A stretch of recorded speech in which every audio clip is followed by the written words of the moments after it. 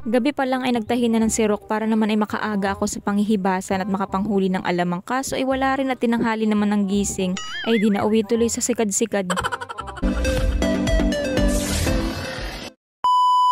At yun na nga po today's video ay nag-alarm pa ako ay wala din naman palang silbi at hindi rin naman ako nagising ng maaga, kaya na may tanghali na naman sa panghihibasan.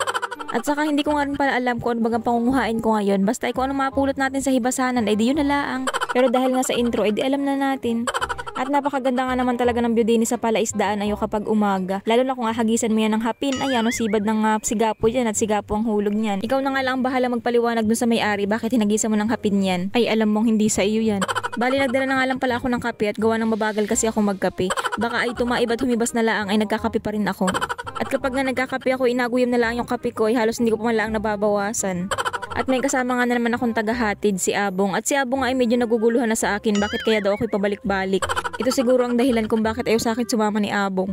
Nababadtrip siguro siya at gawa ng pabalik-balik kaya naman naisipan niyang umuwi na laang. Saglit nga lang palang hibas ngayon at madali lang tumaib at gawa ng maliit lang din naman ang hibas. Pero ako naman ay umaasa na may bato pa akong madadatnan din sa may dagat. Hindi ko kasi kaya makaagap ng gising at gawa ng kami nangingilaw din. Kumbaga nakakapagod din naman ang pangingilaw at lakad ka ng lakad kaya noon. Tapos pagdating sa bahay naman ay nawawala bigla ang antok. Kaya na may kung anong oras na nga lagi nakakatulog. Pero ang bilis kong antukin kapag ako'y nag-e-edit na ng video at talaga namang wala pang 1 minute ang akin na-e-edit ay ayun na. Antok na minsan nakakatulugan ko pa. So ayan na nga, pagdating ko dito ay tumataib na pero pwede pa namang manghibasan kasi nga babaw pa naman. At ayan nga't napagdiskitahan ko agad aring tuyom kasi nga parang ako'y natatakam sa tuyom. Sayang nga lang at wala akong dalang sirok, hinuhughog kasi yan para mas madali bagang matanggal yung mga tinik niya. Pero kapag nga sugapa ka talaga sa tuyom ay kahit wala kang sirok ay makakain mo yan.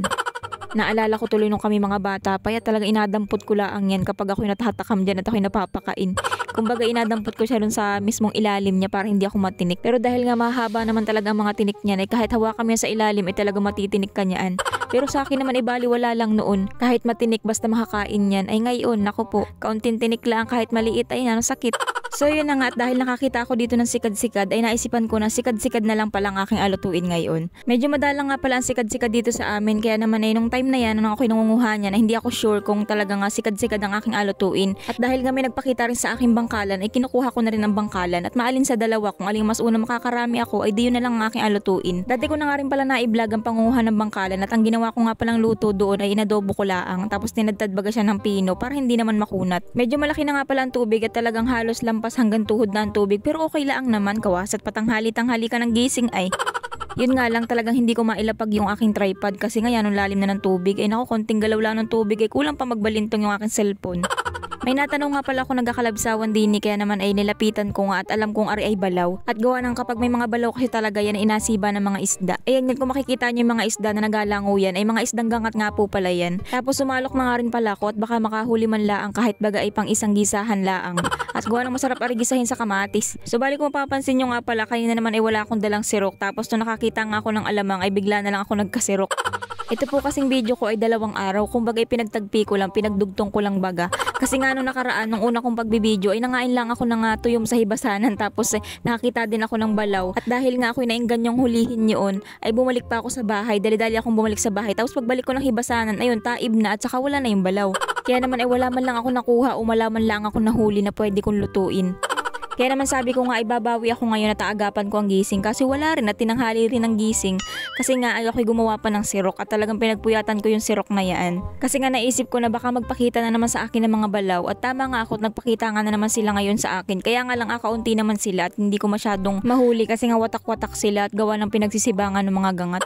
So yun at mabalik nga pala tayo sa sikad-sikad at sikad-sikad na nga lang palang aking alutuin kasi nga medyo madalang yung bangkalan ngayon. Hindi rin naman ganong karamihan ang nakukuha ko dito ng sikad-sikad pero wari ko naman makakaipon naman ako ng isang ulaman. Ang mga sikad-sikad nga pala ay kalasalaang din yan ng balakwit o di kaya naman inang saang. Ang pinagkaiba nga lang nila ay yung laman. Kumbaga yung sikad-sikad yun ang pinakamaliit ang laman tapos sumunod sa kanya ay yung balakwit. Tapos ang malaki naman ang laman ay yung saang. Ang mga sikad-sikad nga pala ay madalas siya makikita ay sa buhanginan at halos dikit-dikit sila. Pero meron din naman sa batuhan kumbaga kahit saan naman ay makakita ka ng mga sikad-sikad. Kumbagay mas madalas nga lang sila sa mga buhanginan. Mas marami kasi ako nakikita sa buhanginan kaysa sa batuhan. Kaya nga lang ay medyo mahirap talaga kapag nasa batuhan at gawa ng minsan nakala mo lang ay bato yung pala ay sikad-sikad na, hindi nga tulad kapag nasa buhanginan sila at madaling may tsurahan para katulad lang din baga ng balakwit.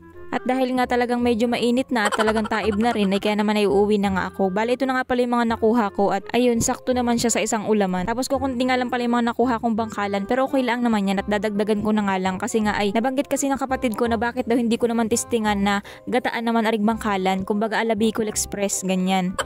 Testingan ko siguro yan next vlog kapag wala akong nahuling pang-ulam sa pangingilaw. Medyo busy pa nga yung kapatid ko kaya naman hindi pa ako makapagpagawa ng kubo sa tabing ilog. Kaya naman hanggang ngayon ay dito muna ako magluluto. Nga pala dahil taib lagi ngayon ay hindi ako makapagluto dun sa may aking papag. Kaya naman din na lang ako sa buhanginan lagi magluluto. Medyo makalat nga lang pala dito pero okay lang naman kasi mga tuyong dahon lang naman yan. At saka maganda rin kasi ang pwesto dito. Gawa na hindi masyadong pansinin kapag may mga tao dyan sa dagat. Hindi nila ako napapansin dito kasi maraming mga puno. Nga pala medyo malapit lang din dito yung aking pinaglulutuan dati. Ayan, nandyan yun yung aking papag. Ayan, at lubog siya ng tubig. Dito nga lang pala sa pwesto kong ito ay madali laging masira yung aking lutuan. Lagi kong inaayos kapag ako nagluluto dito kasi nga naabot din ito ng tubig kapag gabi. Hindi ko pa kasi naililipat dito yung tungko na ginagamit ko dun sa kabila kong pinaglulutuan at maganda kasi yun at mabigat at saka ayun ay hindi baga siya natitipak. Hindi nga tulad na rin madaling matipak kapag nainitan.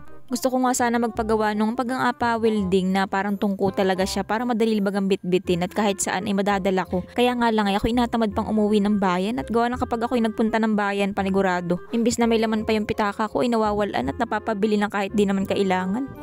So yun na nga at yan ang ganda naman ng gayak ko at nakalimutan kong magdala ng kutsilyo. Buti na lang at wala naman akong akaliskisan na isda kaya naman ay ari na lang sandok ang aking agamitin. Naisip ko nga pala na luyahan na lang aring mga sikad-sikad na nakuha ko at lalahukan ko na ring malunggay. Nahinablot ko lang sa bakuran ng iba. Kuwasat parang harang sa daanan eh. Nga pala medyo natagalan ang pag-upload ko ulit ng video kasi nga ay yung isa ko kasing iba-vlog sana ay hindi ko na binlog. Kumbaga nasayang lang yung oras ko doon sa pangunguha nun tapos hindi ko na binlog kasi nga ay ano nga puro kasi.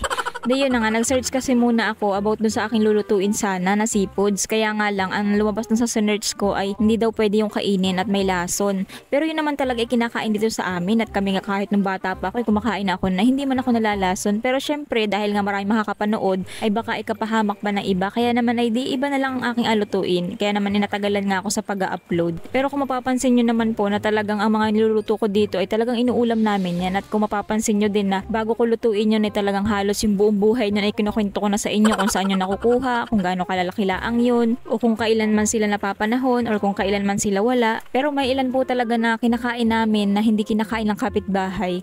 Kumbaga ay kaming pamilya lang ang kumakain. Ewan ko bagat, ganun po talaga siguro kapag lumaki ka na talaga sa dagat. Kulang na lang ay pati bato kainin.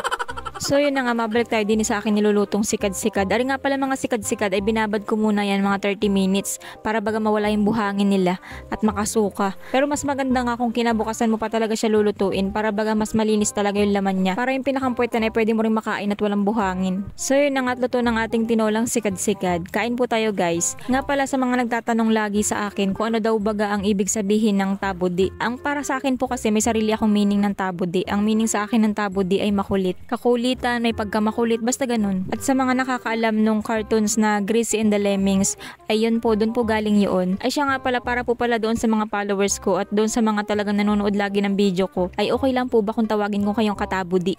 Kasi mga iba napapanood ko mga nag-vlog eh, kung ano yung pangalan nila sa kanilang vlog, yun ang tawag nila din doon sa mga kanilang followers. At saka wala pa kasi akong tawag sa inyo. Syempre gusto ko rin magpaalam sa inyo at baka naman pag tinawag ko kayo ng kung ano ay magalit yung iba dyan. Meron kasing iba na nagko-comment sa akin or yung nagme-message sa akin na sinasabi ano daw ba ang tawag ko sa mga followers ko. Ay dapat daw may tawag ako sa inyo. Ay sabi ko nga ay ano ba dapat ang itawag ko doon? Kagutos, kahibas, kakeson, kakwanggol. Kapag po kasi kahibasa, hindi naman ako lagi nasa hibasanan at minsan naman ako ay nasa ilog, nasa lalauhan, nasa palaisdaan. So yun na nga, comment po kayo guys kung ano bagang gusto nyo itawag ko sa inyo.